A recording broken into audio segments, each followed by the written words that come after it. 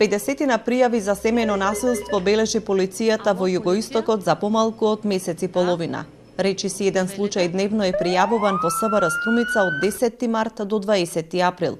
Во статистиките на полицијата се бележи и голем број пријави на семејно насилство врз мажи, 18 наспроти 30 пријави врз жени. За зголемен број жртви на семејно и родово базирано насилство известуваат и од Центарот за згрижување жртви на семејно насилство во Струмица. За истиот период сместени се 4 нови жртви, а имале пријави уште од десетина. Се зголеми бројот на жртви кои што дојдоа и побараа помош во Центарот.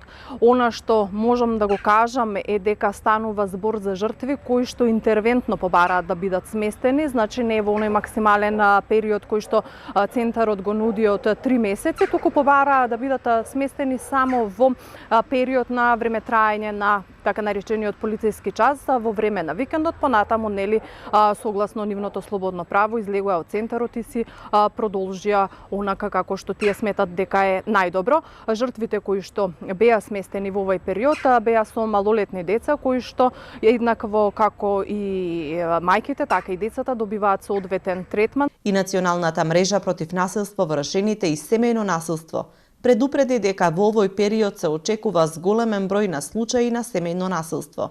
Тие повикаа на поголема вклученост на институциите за помош и поддршка на жртвите, особено затоа што се затворени со насилниците во своите домови.